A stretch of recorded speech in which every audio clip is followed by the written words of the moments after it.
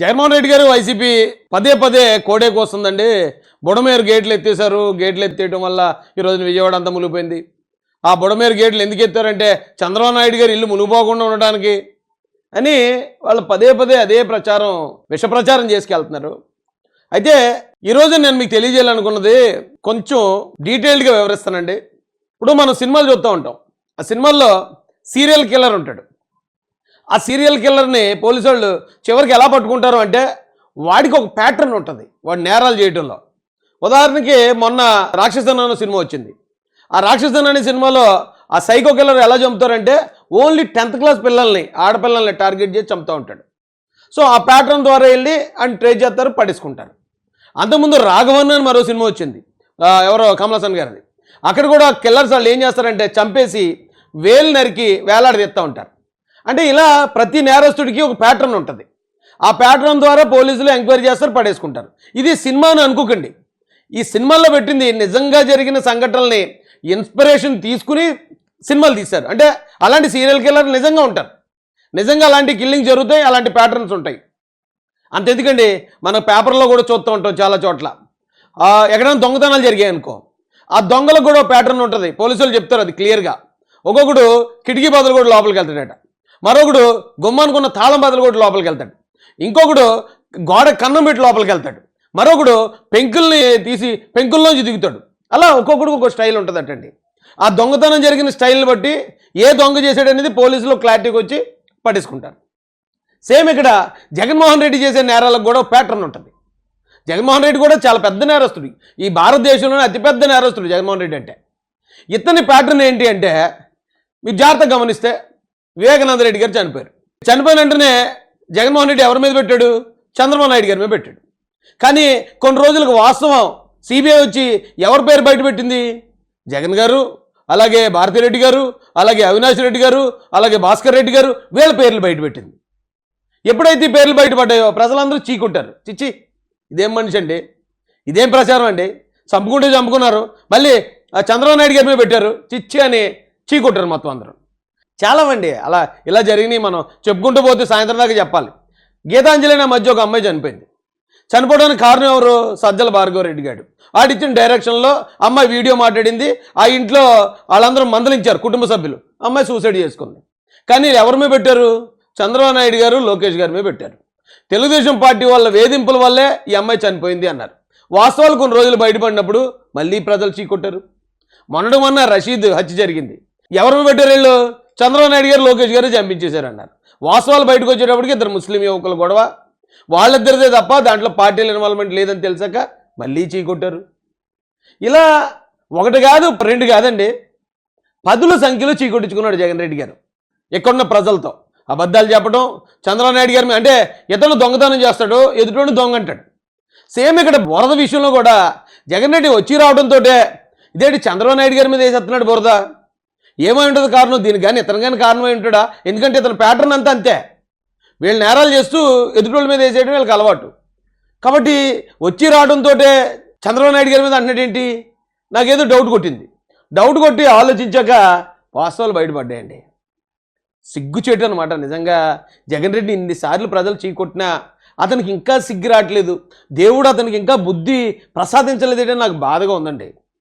ఎందుకంటేనంటే ఒక వ్యక్తి అబద్ధాలు చెప్పినంతకాలం వాడి జీవితం బాగానే నడుతుందండి. కానీ వాడు చెప్పేది అబద్ధం అని ప్రజలకు తెలిసిన తర్వాత ఇంకా అంతకన్నా కుక్క బతుకు మరొకటి ఉండదు. ఎందుకంటే ఆడు అబద్ధాలు చెప్తాడని ఒకసారి మన మనసులో బలంగా నాటుకున్నాక నిజం చెప్పినా నమ్మరు జనం. ఆ తర్వాత నిజం చెప్పినా ఇంక వాల్యూ ఉండదండి, అతనికి అబద్ధాలు తీసి వాడే అంటారు. వేళ పాపం జగన్ రెడ్డి గారి పరిస్థితి అలాగ అయిపోయిందండి. ఎందుకంటే బుడమేరు అని చెప్పి వీళ్ళు చాలా హడావుడి చేశారు. ఏమంటే వీళ్ళు హడావుడి చూస్తాం అంటే అసలు మామూలు హడావుడి కాదు ఇది. నిజంగా ఇంత దారుణంగా ఉన్న పరిస్థితులు బహుశా ఎప్పుడూ కూడా చూసే ఉండవు. ఇంకా ఆశ్చర్యకరిగించే విషయం ఏమిటి తెలుసా? ఈ ఫ్లడ్స్ ఏదైతే చెప్తా ఉన్నారో, ఈరోజు ఈ ఫ్లడ్స్ ఏదైతే కనిపిస్తా ఉన్నాయో ఇవి స్వయంగా మ్యాన్ మేడ్ ఫ్లడ్స్. ఇది మ్యాన్ మేడ్ ఫ్లడ్స్. చంద్రబాబు తన ఇంటిని కాపాడుకోవడానికే విజయవాడను ముంచేశారు. వైఎస్ఆర్సీపీ అధ్యక్షుడు మాజీ సీఎం జగన్మోహన్ రెడ్డి అన్నాడు. ముమ్మాటికి మానవ తప్పిదమని చెప్పి ఏమన్నాడండి? చంద్రబాబు నాయుడు గారు తన ఇంటిని కాపాడుకోవడానికి విజయవాడ ముంచేసాడు అన్నాడు. ఆ పాయింట్కి వద్దారండి. ఇక చంద్రబాబు నాయుడు గారి ఇల్లు కూడా మునిగిపోయిందని మళ్ళీ వాళ్ళే ప్రచారం. నిజంగా చంద్రబాబు నాయుడు గారి ఇంటిని కాపాడుకోవడానికే ఆయన ముంచేసి ఉండుంటే ఆయన ఇల్లు మునిగిపోకుండా ఉండాలి కదా. వాస్తవానికి అక్కడ అన్ని చోట్లకి వరద నీరు వచ్చేసింది. కానీ జగన్ రెడ్డి చంద్రబాబు నాయుడు గారి మీద నెపం నెట్టేయాలంటే అతని ఇల్లు కాపాడుకోవడానికే విజయవాడ ముంచేశాడు అన్నాడు ఫస్ట్. తర్వాత మళ్ళీ వాళ్ళే మొదలు పెట్టారు, లేదు చంద్రబాబు నాయుడు గారి ఇల్లు కూడా మునిగిపోయింది అని. బుడమేరు అనేది బుడమేరు నుంచి వరదలు వస్తా ఉన్నాయని తెలుసు. బుడమేరు నుంచి వస్తా ఉన్న వరదలను కూడా ఇక్కడిని పంపించే కార్యక్రమం చేశారు. శనివారం రాత్రి ఒక అలర్ట్ లేకుండా, ఒక సిగ్నల్ లేకుండా నీళ్లు బుడమేరు నుంచి గేట్లు ఎత్తేశారు. వలగలేరు హెడ్ రెగ్యులేటర్కి సంబంధించిన లాకులను 11 లాకులను శనివారం రాత్రి అర్ధరాత్రి దాటిన తర్వాత ఎత్తారు. ఎప్పుడైనా సరే వరద వచ్చినప్పుడు అక్కడ జరిగింది యాక్చువల్లీ నాకు తెలియపోయినా కానీ నాకున్న నాలెడ్జ్లో చెప్తున్నానండి, ఎప్పుడైనా సరే వరదలు వస్తున్నప్పుడు ఇలాంటివి ఏమైనా ఆనకట్టలు కానీ ఇలాంటి బ్రిడ్జిలు కానీ డ్యామ్లు కానీ ఏమైనా ఉంటే ఖచ్చితంగా గేట్లు ఎత్తుతారు. ఎందుకు ఎత్తుతారంటే ఒక లిమిట్ దాటి అక్కడికి వచ్చి స్టోరేజ్, వాటర్ స్టోరేజ్ జరుగుతూ ఉంటుంది. గేట్లు కనుక ఎత్తకపోతే అవి గండి కొట్టేస్తాయి. గండి కొట్టేసి కాలువ అటు నుంచి ఇటు నుంచి వాటర్ బయటికి జనాల్లోకి వచ్చేస్తుంది, ఇళ్లలోకి. అందుకని వీళ్ళు ఏం చేస్తారు, గేట్లు ఎత్తి నీటి మొత్తం తగ్గిస్తారు. అదొక బుడమేరు కానివ్వండి, లేకపోతే కృష్ణా బ్యారేజ్ కానివ్వండి, శ్రీశైలం కానివ్వండి, ఎక్కడైనా సరే అదే ప్రాసెస్. గేట్లు ఎత్తకపోతే గండి కొడుతుంది. గండి కొట్టిందంటే భయంకరమైన నష్టం ఉంటుంది. అయితే బుడమేరు బుడమేరు బుడమేరు అని మనోడు 10 సార్లు అన్నిటి ఈ బుడమేరుకి చంద్రబాబు నాయుడు గారికి లింక్ పెడుతున్నాడు ఏంటబ్బా అనుకున్నాను నేను. నాకు అప్పుడే డౌట్ వచ్చిందండి. వీళ్ళందరికీ అదే స్క్రిప్ట్ ఇచ్చారు. చంద్రబాబు నాయుడు గారి ఇంటికి 3 కిలోమీటర్ల దూరంలోనే ఇంత పెద్ద విపత్తు జరిగినా ప్రజల్ని కాపాడలేకపోయారు అంటే ఇది రాష్ట్ర ప్రభుత్వం, రాష్ట్ర ముఖ్యమంత్రి వైఫల్యం కాలం. అలాగే నువ్వు మామూలు చికెన్ మటన్ తినేసి ఇంట్లో పడుకో. నిజం కంటే అబద్ధం, దబాయింపు, రాజకీయం ఇవే శాసిస్తున్నాయి ప్రస్తుతం ఆంధ్రప్రదేశ్ని. బుడమేరు ముంపుకు గురయ్యింది. అబద్ధాలు ఎలాంటి ప్రచారం ఉంటుందంటే అసలు బుడమేరు మొత్తం వీళ్ళ పెయిడ్ ఆర్టిస్టులు అందరికీ ఒకటే ఇచ్చేశారు, స్క్రిప్ట్ ఒకటే ఇచ్చారు. బుడమేరుని గేట్లు ఎత్తేశారు, చంద్రబాబు నాయుడు గారే కారణం, బుడమేరే కారణం, చంద్రబాబు ఇదే చెప్పారండి. అయితే వాస్తవం ఇప్పుడు బయటపడ్డ తర్వాత నిజంగా ఇది తెలుసుకున్న తర్వాత ప్రజలు ఇంకేం చేస్తారో మరి వీళ్ళు ఒక జీవో ఇచ్చారండి. జీవో 2020లో జగన్ రెడ్డి గవర్నమెంట్ ఒక జీవో ఇచ్చింది. ఏంటయ్యా ఆ జీవో అంటే, జీవో నెంబర్ వచ్చి జీవో ఆర్టీ నెంబర్ 365 365. కరెక్ట్గా సంవత్సరానికి ఎన్ని రోజులు ఉంటుందో అది నెంబరు, జీవో నెంబరు. ఏంటంటే అండి GO, in the reference read above, chief engineer of water resource department have requested to government to accord permission to pre-close the contracts for total 223 number of works on mutual consent based under the jurisdiction. ఏంటంటే వీళ్ళు 223 వర్కుల్ని ముందుగా close చేసేయండి, urgent close చేయండి అని ఇచ్చేటటువంటి 223 water engineering వర్క్స్ని.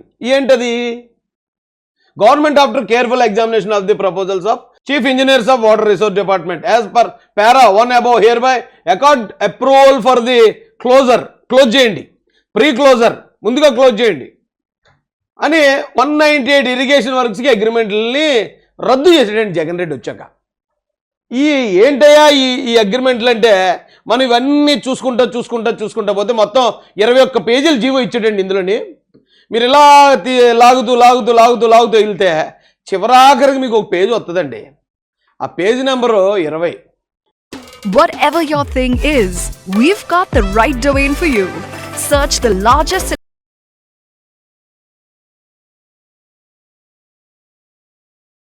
20లో ఒకసారి ఇది చూడండి, 40 ప్యాకేజ్ నెంబర్ 1514 అని ఇచ్చాడండి. Channelisation of Budameru major drain from so and so kilometres అని ఇచ్చాడు. అంటే బుడమేరు ఛానలైజేషన్ కోసం ఆల్రెడీ అప్పటికి చంద్రబాబు నాయుడు గారు వర్కులు గ్రాంట్ చేసి పెట్టారు. ఆ బుడమేరు అనే దాన్ని మొత్తం అంతా వర్కులన్నీ కంప్లీట్ అయిపోతే అసలు ఇలాంటి వరదలు వచ్చే అవకాశాలు ఉండకపోను. దాన్ని జగన్ రెడ్డి 2020లో క్యాన్సిల్ చేశాడు. ఏమండి, అదొకటే కాదు, మళ్ళీ ఇక్కడ చూడండి, part work channelisation of Budameru major drain from so and so kilometres అని ఇచ్చాడు. రెండోది. మూడోది channelisation of Budameru major drain, ఇవన్నీ వెనకేపాటు దగ్గర Budameru major drain from so and so. మొత్తం 5 వర్కులు బుడమేరు మీద జరుగుతున్న 5 వర్కుల్ని జగన్ రెడ్డి తన సొంత పథకాలకు డబ్బులు ఉండవని, తన సొంత ఖర్చులకు డబ్బులు ఉండవని బుడమేరు పనులన్నింటిని కూడా క్యాన్సిల్ చేశాడట.